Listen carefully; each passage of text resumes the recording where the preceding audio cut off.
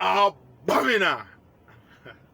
There's this video I came across, and after watching and listening to that video, it kept me worrying. It's about dangote and Ibeto. Do you understand? You watch the video, it kept me worrying. I don't understand. I thought in Nigeria we practice capitalist democracy. If that is actually what we practice, and we all know that capitalist democracy is an economic system that is based on private property rights, economic justice, profit motive, and competition. But for the purpose of this video, I want to emphasize more on competition.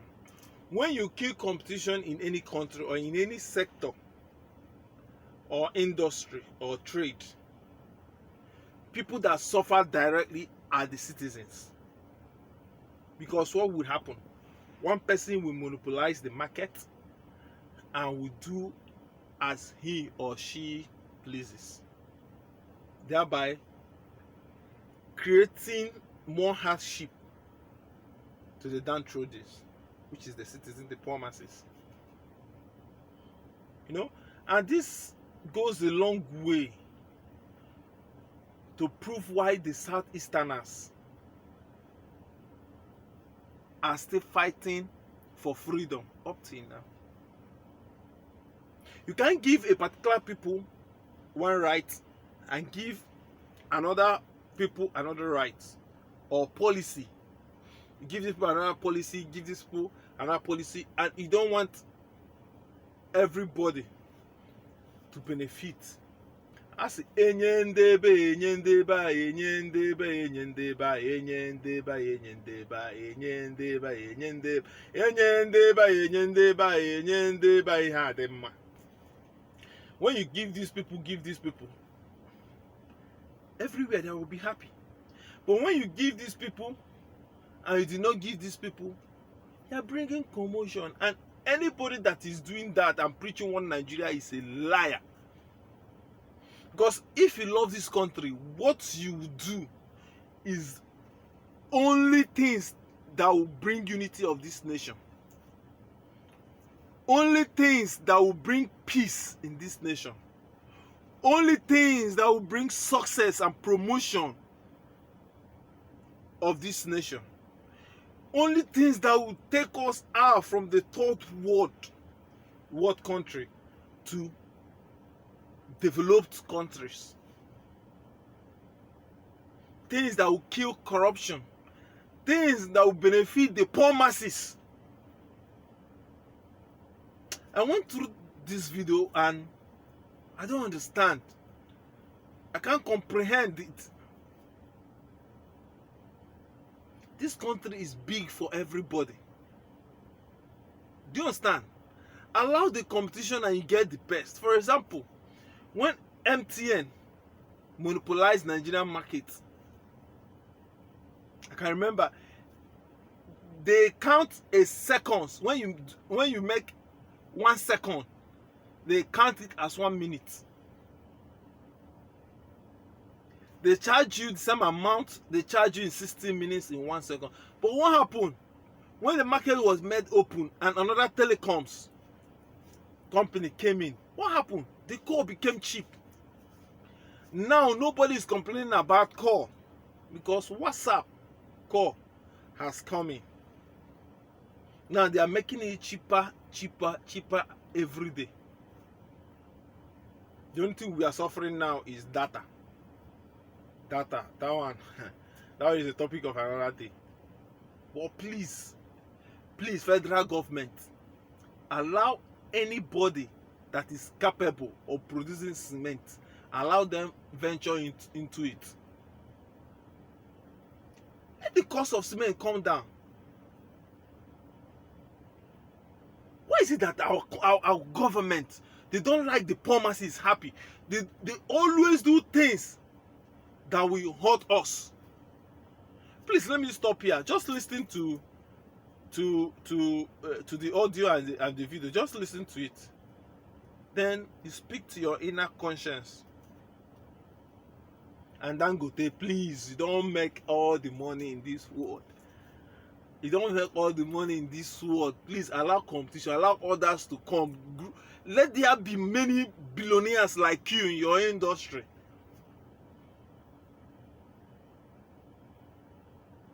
Just watch it. When President Olusegun Obasanjo encouraged local production of cement, the manager of Ibeto cement factory promised to flood Nigerian market with cement and drastically reduce the price of the product. Ibeto fulfilled his promise and flooded the country with cement. The result was that the price of cement crashed. This jolted Dangote cement and affected his business adversely.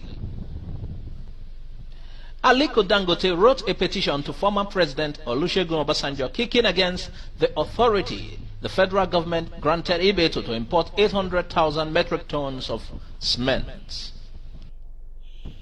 Former President Olusegun Obasanjo issued a directive that Ibeto was not allowed to import cement into the country until it proved its investment in local production. Dangote was allowed to import cement. Thousands of staffs of Ibeto's men were rendered jobless. When late President Umaru Yar'Adua succeeded Obasanjo, Ibeto in July 2007 applied for import allocation and it was granted. Once again, he flooded the country with quality cement and the prices crashed. Dangote Cement PLC quickly filed a suit alleging that Ibeto Cement Company is gaining undue advantage by the federal government. On its part, the federal government contended that Dangote Cement PLC is plotting to wipe out fair competition and create a monopoly in the industry and transform itself to the only cock that crows in Nigeria. But Ibeto fortified terms of settlement which were entered as consent judgment in the suit. In line with the consent judgment, it will continue to import 1.5 million metric tons of cement per annum for the period between 1st October 2007 and 30th of September 2019.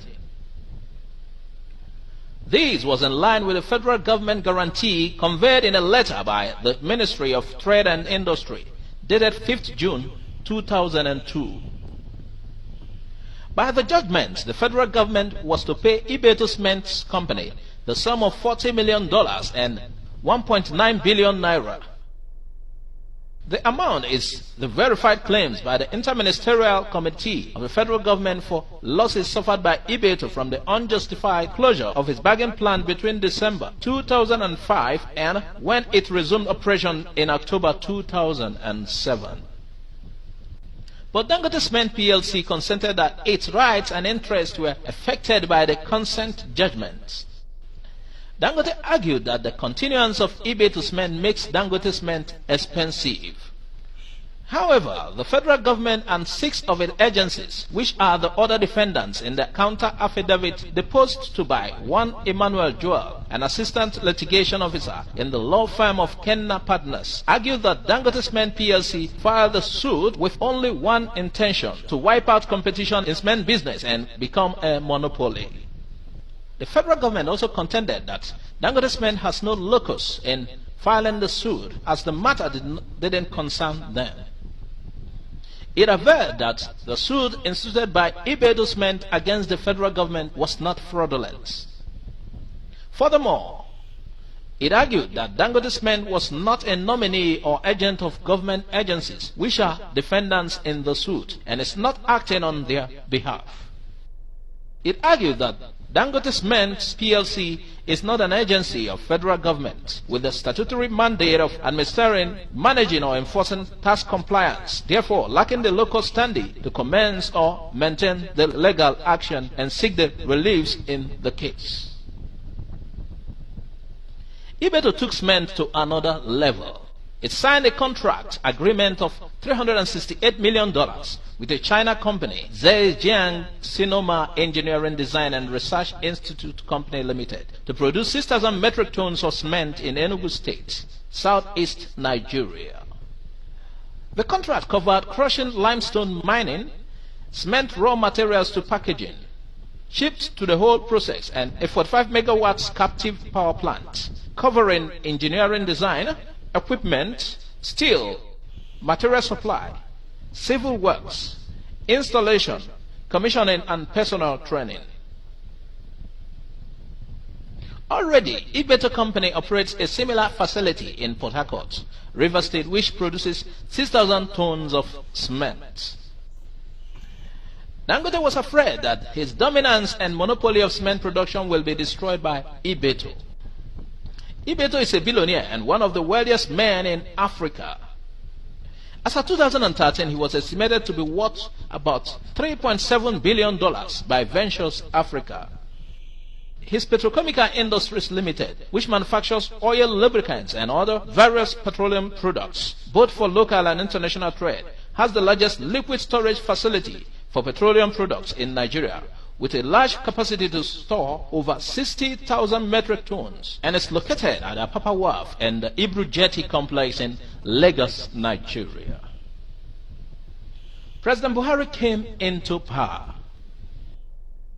Ibeto Company applied for foreign exchange from the CBN but was denied. Dangote applied and was granted. He has continued to enjoy all manner of waiver. Like Dangote did during the Obasanjo regime, he was said to have approached his Fulani brother. Buhari banned Ibeto cement. Following the closure of Ibeto cement by Buhari, the prices of cement jumped from 1,500 naira to 2,500 naira, and Dangote is smiling to the bank. Ibeto's account is frozen. Dr. Cletus Ibeto has been arrested several times, questioned by security agencies, harassed, humiliated, and intimidated. There is no law in the Nigerian law books that Ibeto Company has breached. What then is his crime? Why this mistreatment? This material was written by Ben Chiedo,